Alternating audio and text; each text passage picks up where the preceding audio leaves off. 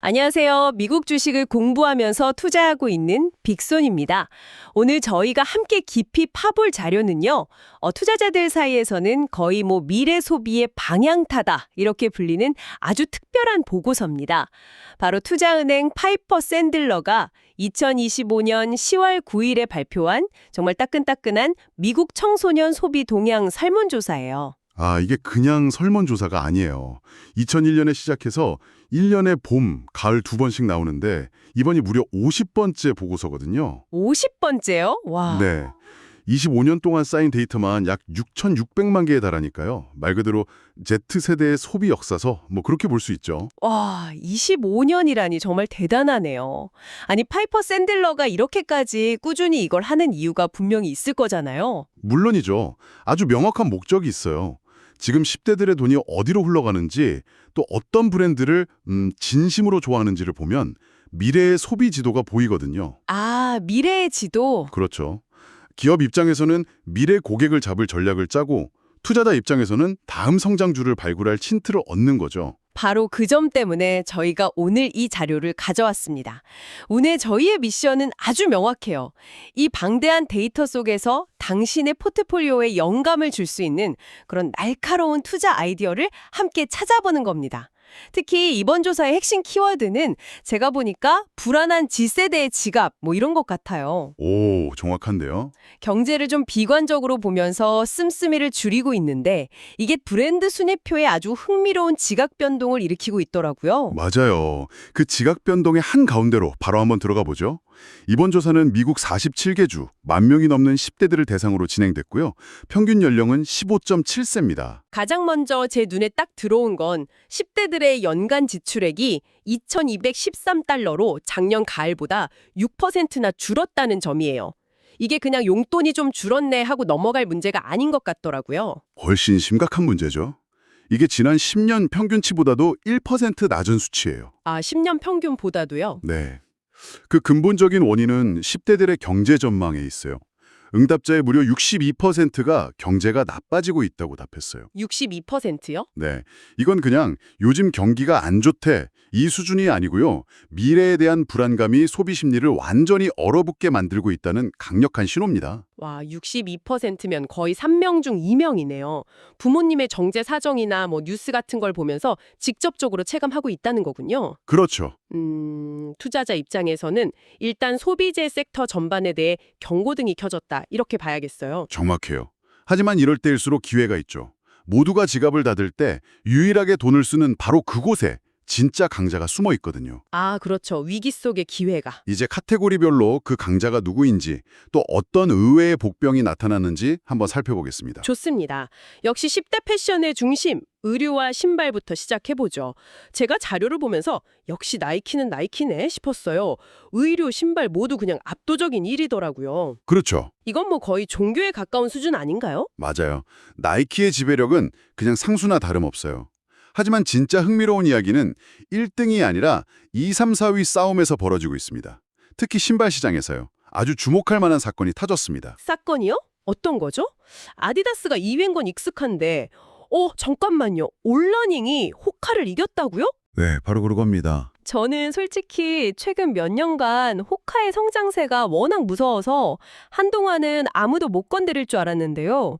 이게 정말 시장 판도가 바뀌는 신호탄으로 봐야 할까요? 아주 중요한 포인트를 짚어주셨어요. 지난 3년간, 그러니까 6번의 조사 동안 단 한 번도 없었던 일이에요. 한 번도요? 네. 호카가 폭발적으로 성장하면서 뉴발란스마저 위협하는 구도였는데 스위스 브랜드인 올러닝이 그 기세를 꺾고 4위로 올라선 거죠. 와... 이건 단순한 순위 변동이 아니라 새로운 프리미엄 퍼포먼스 브랜드에 대한 10대들의 관심이 이동하고 있다는 강력한 시그널입니다. 호카의 성장 스토리에 투자했던 분이라면 이제 올러닝을 그냥 지나쳐서는 안 된다는 뜻이죠. 와, 정말 1등만 보고 있었으면 완전히 놓칠 뻔한 변화네요. 그 아래에서 벌어지는 치열한 경쟁 구도 속에 다음 투자 기회가 숨어 있군요. 그럼 이 친구들 이런 신발이나 옷을 사려고 할 때 어디로 가장 먼저 달려가나요? 그 종착지는 변함없이 아마존입니다. 온라인 쇼핑 웹사이트 선호도에서 아마존이 54%예요. 54%? 네, 2위인 나이키가 5%, 3위 쉐인이 5%인 걸 생각하면 그냥 다른 세상 이야기죠. 비교가 안 되네요. 그렇죠. 10대들이 틱톡이나 인스타그램에서 뭘 살지 고민은 하지만 마지막 결제 버튼은 결국 아마존에서 누른다는 걸 다시 한번 확인시켜주는 데이터입니다. 아마존의 유통 혜자가 얼마나 깊고 넓은지를 보여주죠. 알겠습니다. 자, 그럼 다음 카테고리로 넘어가 볼 텐데 아까 말했던 불안한 Z세대의 지갑이라는 키워드가 가장 극명하게 드러나는 분야가 바로 뷰티 시장인 것 같아요. 맞습니다. 연간 지출액이 $336로 소폭 줄었는데 그 안의 내용이 정말 드라마틱하더라고요. 핵심은 ELF 코스메틱스의 광풍입니다. 10대들의 가장 좋아하는 화장품 브랜드로 무려 36%의 지지를 얻었어요. 36%요? 잠깐 2위가 셀레나 고메즈의 레어 뷰티인데 8%밖에 안 되잖아요. 그쵸. 이건 그냥 이긴 게 아니라 시장을 거의 삼켜버린 수준인데요. 맞아요. ELF의 성공은 결국 가성비 전략인데 이게 10대들의 경제적 불안감과 완벽하게 맞아떨어진 거예요. 품질은 괜찮은데 가격은 아주 저렴한 이른바 스마트한 소비를 하고 싶은 10대들의 욕구를 정확히 파고든 거죠. 아, 불황기에 오히려 더 강해지는 기업이군요. 바로 그 전형적인 모습입니다. 그렇군요. 그럼 또 재미있는 건 ELF 같은 저가 제품을 사기 위해 10대들이 가는 곳은 세포라나 얼타 같은 프리미엄 유통 채널이라는 점이에요. 이 부주화는 어떻게 봐야 할까요? 바로 그게 뷰티 시장의 흥미로운 지점이에요. 제품은 가성비를 따지지만 쇼핑 경험 자체는 여전히 즐겁고 전문적인 공간을 선호한다는 거죠. 아, 세포라의 선호도가 소폭 상승하면서 1위 자리를 굳혔는데 이건 뷰티 제품만큼은 직접 발라보고 테스트하는 오프라인 경험이 중요하다는 걸 의미해요. 그렇군요. 즉 ELF 같은 브랜드와 세포라 같은 유통 채널이 서로 윈윈하는 뭐랄까 공생관계가 형성된 거죠? 제품과 채널을 분리해서 봐야 하는 거군요. 좋습니다. 이제 10대들의 삶 그 자체라고 할 수 있는 기술 그리고 소셜미디어 분야로 넘어가 보죠. 아이폰 점유율 87%, 이건 뭐 이제 놀랍지도 않네요. 하하, 그렇죠. 올가을 겨울에 17%가 아이폰 17로 업그레이드할 계획이라고 하니까 애플 생태계는 정말 철옹성 같아요. 애플의 락인 효과는 의심의 여지가 없죠. 하지만 투자자로서 더 예리하게 봐야 할 전쟁터는 바로 10대들의 시간을 뺏어가는 소셜 미디어 플랫폼이에요. 시간 뺏기 전쟁? 네.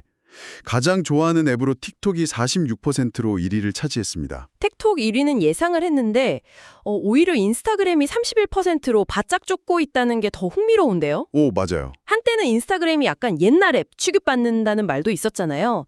메타가 릴스를 통해서 10대들을 다시 붙잡는 데 성공하고 있다. 이렇게 봐야 할까요? 정확한 분석입니다.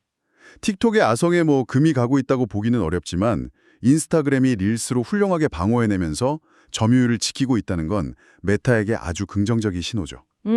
동영상 소비 행태를 보면 이게 더 명확해져요. 넷플릭스가 30%로 1위지만 유튜브가 27%로 턱 밑까지 추격했어요. 디즈니 플러스는 7%에 그쳤고요. 결국 10대들의 시간이 곧 기업들의 광고 수익이 되는 시장이군요. 틱톡, 인스타그램, 유튜브 이 3파전이 앞으로 광고 시장의 판도를 결정하겠네요. 맞습니다. 특히 유튜브의 약진은 구글의 광고 사업에 계속해서 힘을 실어주겠어요. 맞습니다. 10대들의 시선이 머무는 곳에 돈이 몰릴 수밖에 없으니까요. 자, 마지막으로 아주 전통적인 카테고리죠. 식음료 시장을 한번 들여다볼까요? 네, 제가 이 자료 보면서 사실 가장 놀랐던 부분이 바로 음료 시장이었어요. 그러셨어요? 네, 가장 좋아하는 레스토랑 1위가 칙필레인 건 워낙 유명하잖아요. 일요일에 문 닫는 배짱 영업을 하는데도 1등이니 10대들이 얼마나 진심인지 알겠어요. 그런데 음료에서 닥터페퍼가 코카콜라랑 공동 1위라니 이게 말이 되나요? 하하, 저도 그 부분에서 아주 흥미롭게 봤습니다. 닥터페퍼가 10%의 선호도를 얻으면서 코카콜라와 어깨를 나란히 했어요. 와우. 이건 펩시코나 코카콜라 같은 전통 강자들이 지배하던 영토에 균열이 생기고 있다는 뜻이에요. 독특한 맛과 마케팅으로 10대들의 새로운 최애 음료로 떠오른 거죠. 그렇군요. 이런 변화가 주가에 바로 반영되지는 않더라도 장기적인 브랜드 가치 변화의 전조가 될 수 있습니다. 와, 정말 사소해 보이는 순위 하나에도 시장의 큰 흐름이 담겨 있네요. 스낵 분야에서는 여전히 레이즈가 1위고요. 그렇죠. 자, 그럼 오늘 나온 이 모든 정보들을 투자자의 관점에서 한번 종합해 볼 필요가 있겠어요. 이 보고서가 우리에게 주는 핵심적인 교훈은 뭘까요? 그게 세 가지 나침반을 제시해 준다고 생각해요. 첫째는 변화의 신호를 가장 먼저 포착하는 겁니다. 변화의 신호? 네. 오너링이 호카를 앞지른 것처럼 남들이 다 아는 1등 이야기가 아니라 수면 아래에서 일어나는 작은 균열, 그 판도를 바꿀 수 있는 초기 신호를 발견하는 게 중요합니다. 두 번째는요. 올러닝 같은 새로운 기회를 참는 것과는 좀 반대되는 개념일까요? 정확해요. 두 번째는 지속 가능한 강자를 재확인하는 겁니다. 나이키, 애플, 아마존처럼 경제가 불안하고 모두가 허리띠를 졸라맬 때도 10대들의 절대적인 지지를 받는 브랜드들이 있죠. 아, 그렇죠. 이 기업들이 가진 강력한 경제적 해자가 얼마나 튼튼한지를 다시 한번 증명한 셈이에요. 장기 투자자에게는 이런 기업들이 주는 안정감이 중요하죠. 변화의 신호, 그리고 지속 가능한 강자. 마지막 세 번째 나침반은 뭘까요? 부상입니다. ELF 코스메틱스의 압도적인 성공이 보여주듯이 경제가 불확실할 때는 어떤 유형의 기업이 수혜를 입는지가 명확하게 드러나요.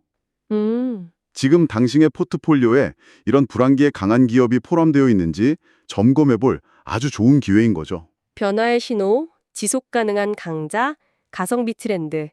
와, 정말 명쾌한 정리네요.